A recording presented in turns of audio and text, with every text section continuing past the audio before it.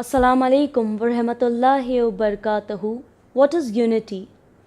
In Quran, three types of unity are mentioned. One, with the whole mankind. O mankind, we have created you from male and female, from different tribes and nations. So you may know each other, and the best among the eyes of Allah is the one who have taqwa. Second time, for the people of the book, example Christians, Jews, etc. O people of the book, come together and have a word between you and us, that we'll only worship Allah subhanahu wa ta'ala and won't make partners to Him.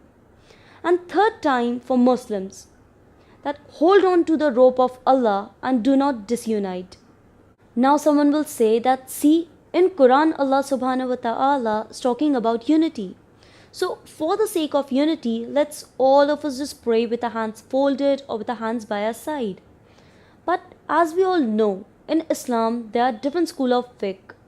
Some of them pray with their hands folded, some of them pray with their hands by our side. So we just can't forfeit our legal system for the sake of unity. Now someone will say that, okay, but don't talk about history. So don't talk about Jamal, don't talk about Siffin or the last days of Bi Fatima Salamullah alayha. But if I don't talk about history, how I will tell my children about the wilayah of Imam Ali alayhi salam without telling them the incident of Ghadir? What we can do for unity? Number one, talk about history. Issues like Ghadir, Saqifa, etc. can be discussed, but with wisdom. Talk in a manner in which you want others to talk to you. Number two, be tolerant. Because the way you are seeing history can be different from how other school of Islam see it. Maybe because they are not seeing it from the lenses of infallibility. So how you see Saqifa or Jamal can be different from them. Number three, the week of the birth of Prophet Muhammad sallallahu alaihi wasallam can be celebrated as a week of unity. We can also unite on the 10th of Muharram on the love of Abu Abdullah al-Hussein. Lastly, don't forget that we all love Prophet Muhammad sallallahu alaihi wasallam. We all love Bi Fatima salamullah alayha and Imam Ali alayhi salam.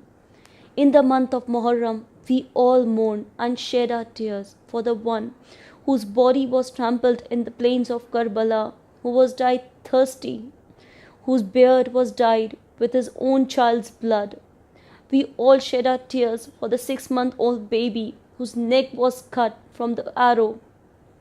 We all shed our tears for Bibi Zainab Salamullah alayha, whose hijab was ripped and was forced to walk in the bazaar of Sham and Kufa. We all shed our tears for what happened on the 10th of Muharram to the family of Prophet Muhammad sallallahu alaihi wasallam by the Ummah of Prophet Muhammad sallallahu alaihi wasallam. Ya Allah, in the name of Muhammad and Al-Muhammad, let's all of us unite on the love of Abu Abdullah al-Hussein. Till then, Assalamu alaikum wa rahmatullahi wa barakatuhu.